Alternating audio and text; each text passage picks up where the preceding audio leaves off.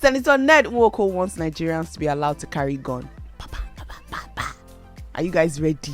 Are you ready that if you're in traffic and you do one kind, someone can just have road rage and go pa pa pa pa pa pa? It's actually not a funny matter because I highly do not support this.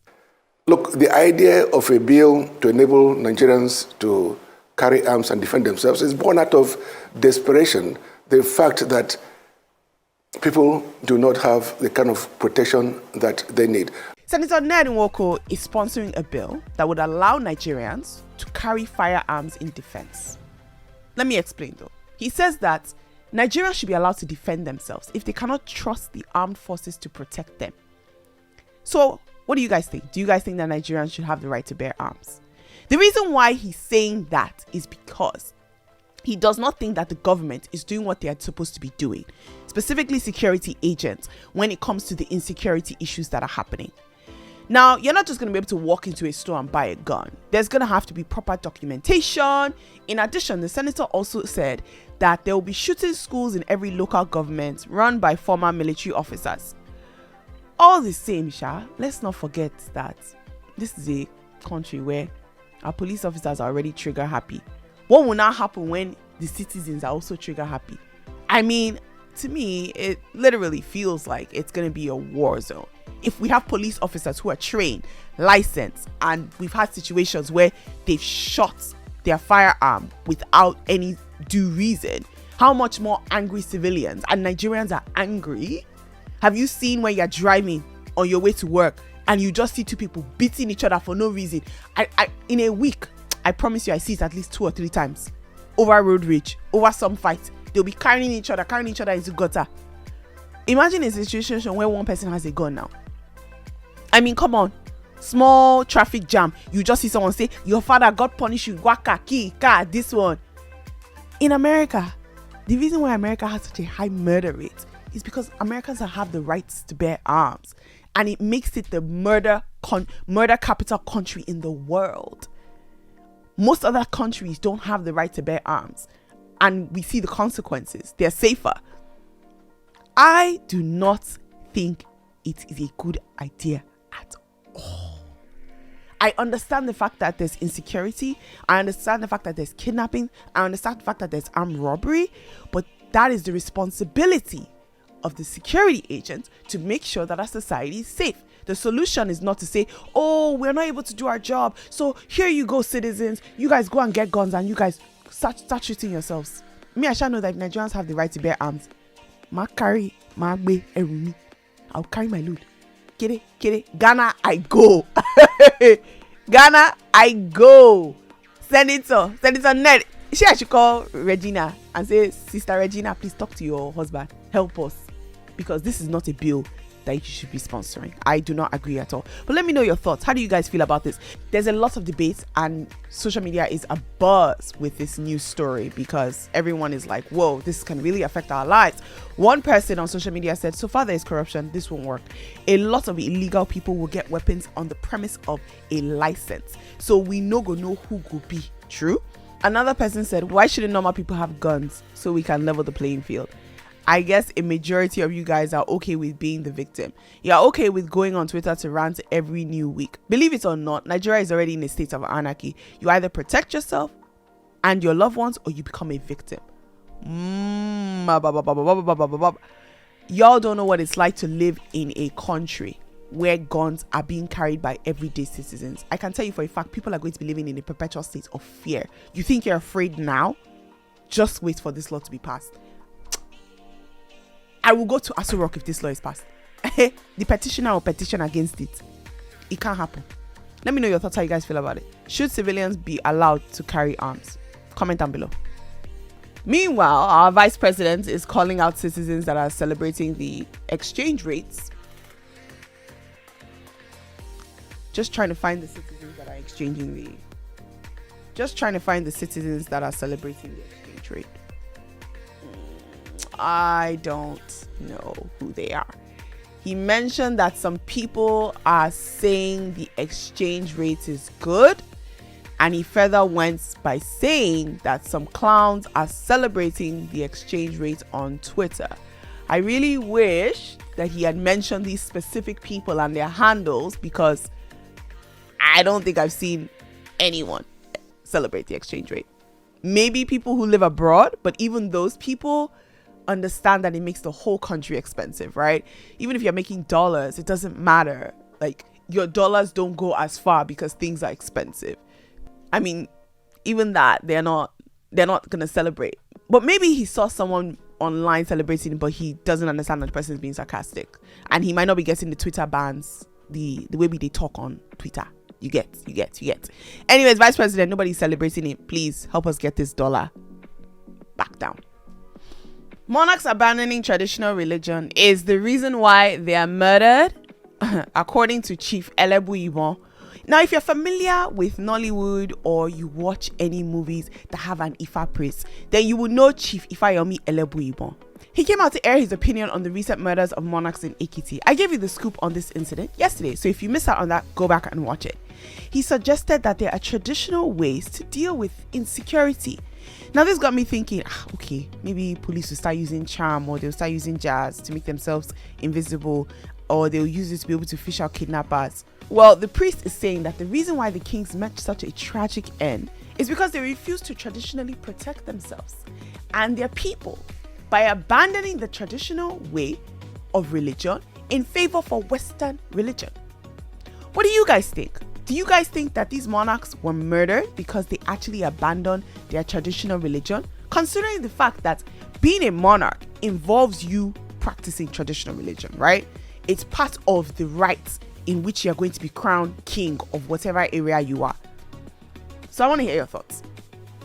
But this is the part that is kind of confusing to me. Is the Ifa saying that the police should also use these traditional ways of religion to be able to address our security issues? Should the monarchs have been killed because they chose not to carry out some sort of ritual or practice, when in reality there shouldn't be these security lapses, right? The kidnapping of students and teachers, it didn't happen because there's something they didn't do traditionally. It happened because there is a security lapse and because the kidnappers have been able to infiltrate our society. At the end of the day, it's just a convenient scapegoat and it solves nothing. Us blaming the fact that these monarchs did not do some sort of rite or ritual or practice, or they didn't go and meet a deity, is so mundane, and it really is backwards in my opinion. We're putting the blame on a monarch that you died because you didn't do X, Y, and Z. Come on now. In 2024, they should be able to go out and come back and know that at least they are safe in their own community. I do not think this is a good path for us to go down. It's a slippery slope towards a blame game when the blame lies on our security operatives. Still on Ekiti, it seems as if some security operatives have joined hands. And by this, I mean the civil defense, the police, the Amoteku, OPC, and local hunters to sniff out those thick forests and also see if they can catch some of these culprits who are kidnapping people. They're trying to figure out what's going on, specifically with this recent kidnappings that happened with the king and also the students in Ekiti. They arrested 5 suspected kidnappers, although it has not been confirmed whether these men are behind the Ekiti tragedy. They said that they seem really crooked, and I saw the videos, and honestly, I know you can't say what kidnappers look like, but the people that they kidnapped, they don't look like kidnappers to me. I'm sorry. Let me know your thoughts, guys. These are the videos and the pictures of the people that they kidnapped.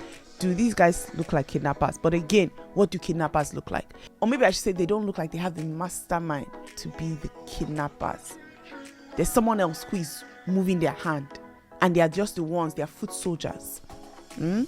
Let's agree on that one. But again, maybe I'm wrong. So let's see how it goes. I really do appreciate the fact that there are some people who are taking initiative, and it's important that when you're operating and you're trying to solve a crime in certain areas, you have to understand the way Nigerian police work. The way Nigerian police works is that police officers from all over the state are posted to different states. Now, think about our country. If you are from Lagos and you're posted to a northern state to go and provide security, to go and solve a crime. Do you even speak the language? How are you going to solve a crime in a place that you don't speak the language? So it makes sense for the police to collaborate with the local security operatives like the Amotekun and the civil defense and local hunters, because they understand the terrain and the land. That's how you solve a crime. And this is the reason why Nigeria keeps saying that police needs to become state-based. It should not be national. Because in other countries in America, each state has their own police force. Chicago Police Department. New York Police Department. Los Angeles. Because you have to have locals policing and govern and providing security in their states. That is how we're going to solve crimes. And that's the reason why insecurity is so much. Because national police, what are they going to do? What are they going to do? Anyways, let me know your thoughts, guys. This is another conversation, because do you think that our police force needs to become state-based instead of it being a national body that people are posted all over the place? Let me know your thoughts. Woo! We won! Well, I'm hoping by the time you're watching this video, Nigeria would have qualified for the semi-finals. Today is our match against Angola, and as you're watching this, Nigeria is actually playing. So make sure that you're checking the Scooper app, because we have live commentary play-by-play telling you exactly what's happening in this match. Like, the way I want Nigeria to win this AFCON, it is my chest. Do you know, if Nigeria makes it to the final, I'll go to Ivory Coast. I actually will. Maybe I'll take you, some of you along. Maybe. We'll see how it goes. I'm just joking. I won't take any of you. But the good news is that the Angolan star player, Ben Mukendi, has actually quit AFCON. He said that he's not happy with what's been happening. That's because he was recently benched and he's chosen to leave Ivory Coast, and he's not going to be playing in today's match, which is good news for us because the guy is a really good player. He plays for a Portuguese club called Casapia. The match. What are your predictions? What do you think Nigeria needs to do to make sure that they're going to win this match? In addition, the Super Eagles head coach, Jose, has also warned our own players that anybody that disobeys any rules, they're going to be expelled from AFCON. By which rules are you talking about? Let me tell you guys what's happening in the Super Eagles camp. And I mean, I totally get it. I think like footballers always have to be warned, and they have to have a lot of discipline. But the coach is not joking around at all. He says that the boys need to put their head down and make sure that they're focused on the game, and that his own reputation and job is on the line. Apparently, the NFF gave the coach a target, and that is that he had to take the Super Eagles to the quarterfinals. Well, congratulations to him. He's done that. Now, they are just one game, though, away from the semi-finals. So, coach didn't look anybody's face. So, he's like, do you know what? We can actually push on. Let's keep going. Now, what are the rules that they've been told that they must follow? The rules include the boys need to arrive early to training. They shouldn't use their phones during meetings. They need to train and obey team curfew, and that curfew is at 11 p.m. Well, more importantly, no female visitors are welcome. Super Eagles, you dey carry girl when you are playing football. No, but seriously, these rules are there because you don't realize how much in life, like, things like that can be such a distraction. And football and any type of sport is such a mind game. It's all about where your mind is. When your head is in the game, get your head in the game.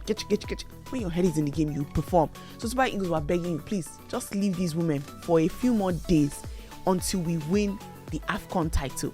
Can you imagine if we won? Can you imagine? Oh, Africa will not hear word. Are you joking? No. Make sure that you're following right here on the Scooper app, the live play-by-play, and hopefully tomorrow I'll be back here celebrating. Woo! I'll see you guys tomorrow. Bye.